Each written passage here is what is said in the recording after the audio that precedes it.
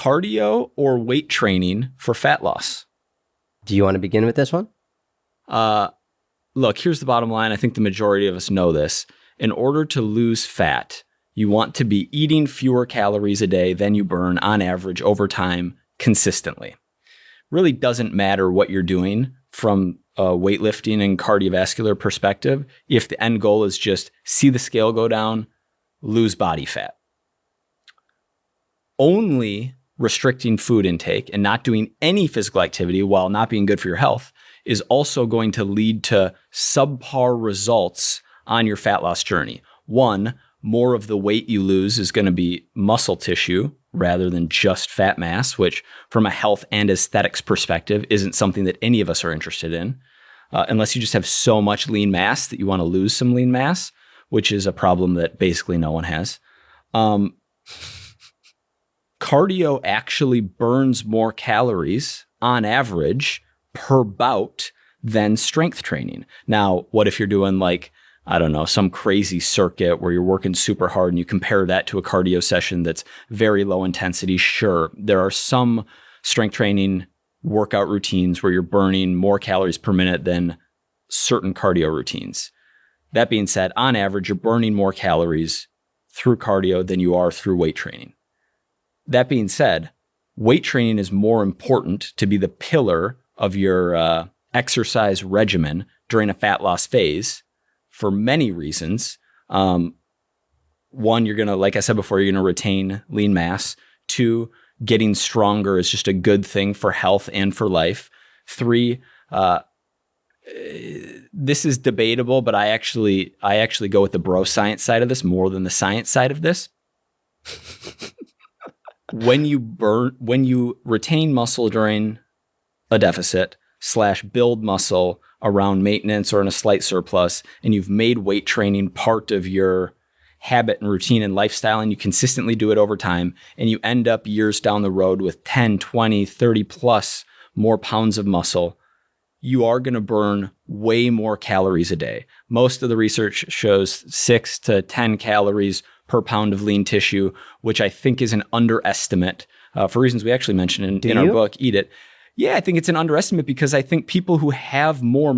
Look, on a BMR level, I'm sure it's accurate. I'm not going to argue with the scientists. Yeah. But on a total daily energy expenditure perspective, I think that the person who has 25 pounds more muscle lives their life completely differently, can do more things, helps their friend moves around. When they are training, they're burning more calories training, like takes more steps, does more things, is healthier, and ends up burning more calories, which allows you to eat more in the future, which allows you to live a lifestyle that lets you enjoy more things, more food, more events, and still not gain fat in the process. If you've added 300 calories to your total daily energy expenditure, and you can eat 2,400 instead of 2,100 to maintain, that's a lot.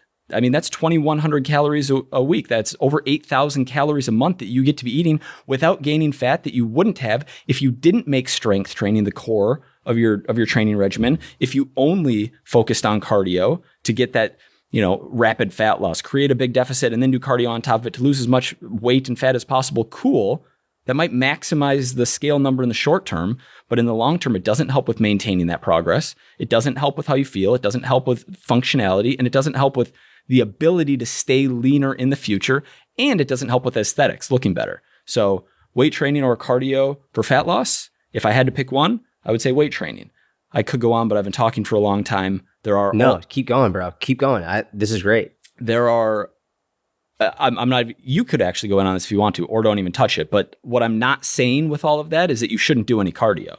And I have in the past said you shouldn't do any cardio when I was young and dumb and only thinking about things from an aesthetic perspective and not thinking about heart health, not thinking about longevity, only thinking about time, only thinking, okay, how can I create a calorie deficit in the most efficient way possible?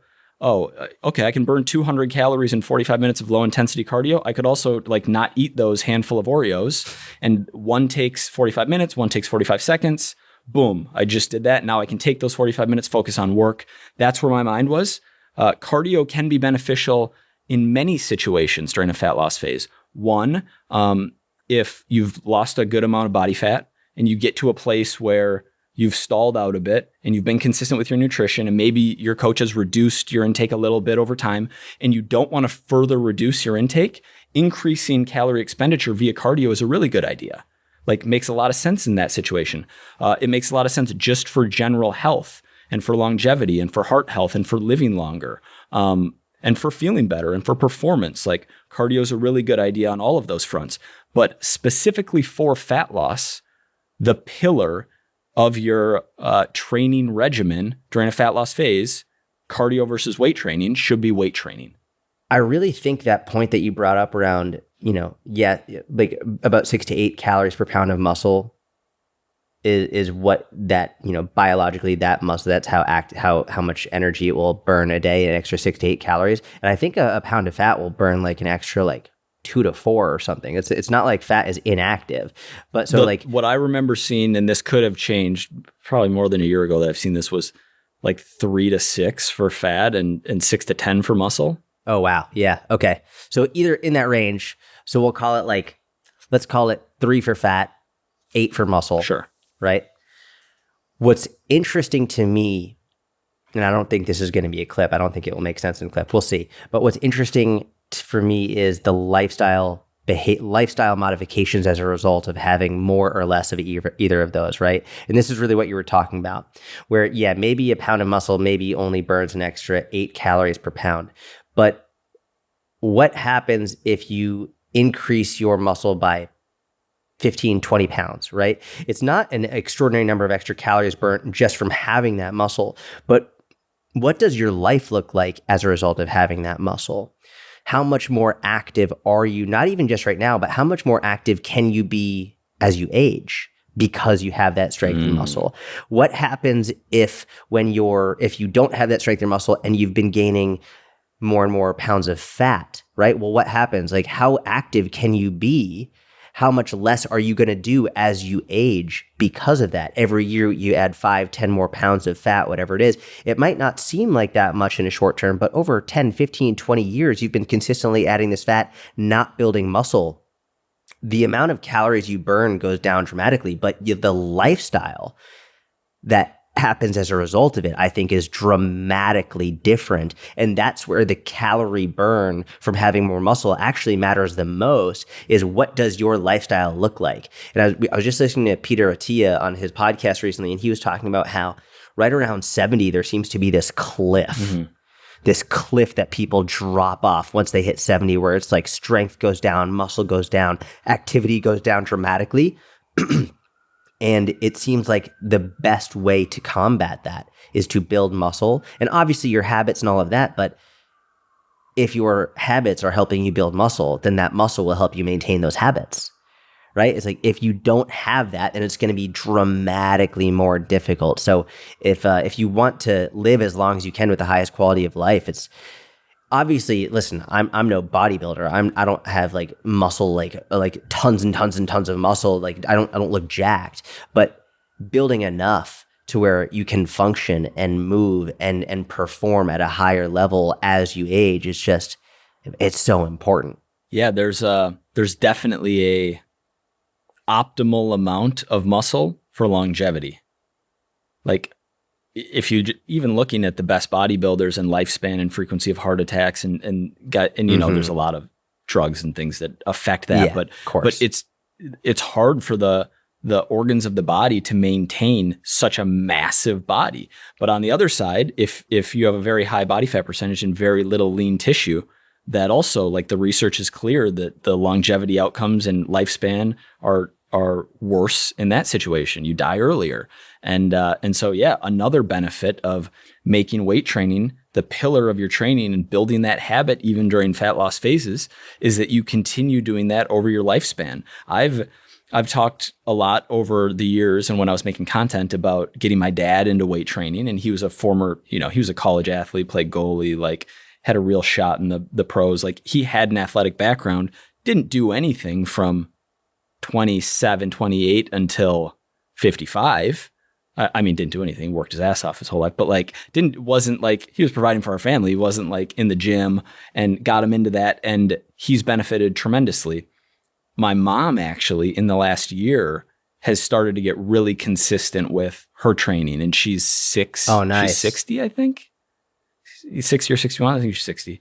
But like you mentioned, 70 as a cliff, when you can even like 2 days a week, 2 to 3 days a week of strength training and having more muscle and being stronger, 60, 65, 70, 75, 80, 80, like it matters so much for not falling, for not breaking bones, for bone health, especially for women. Everything is fighting against you as you get older, and just for living longer and a better quality of life in those later years. If you can make that a habit, the earlier you can, the better. To answer that question, going back to, strength or cardio for weight loss, that does then make me wonder. It's not either or. It's just not either or. Do both is really what it boils down to. You should be doing fucking both. That's it. Yeah, completely agree. And both doesn't necessarily mean that you need to run a 5-minute mile and do 20 hill sprints a day. Like your cardio doesn't need to be, high school sports style, go till you puke cardio. Like, the research better than I do on this, but seemingly a few hours of zone 2 cardio a week seems to provide the majority of the longevity and the majority of the heart health benefits. 100%. And if anyone's doing 20 sets of hill sprints in your programming, your shit is broken. You should not be doing it like that. You will be destroyed. That is a terrible idea. Yeah. Not fun. I remember when I put Gary through some hill sprints at his parents' house, his calves were sore for like a week after that. He was like, "We're never doing that again." Yeah, he does not like that.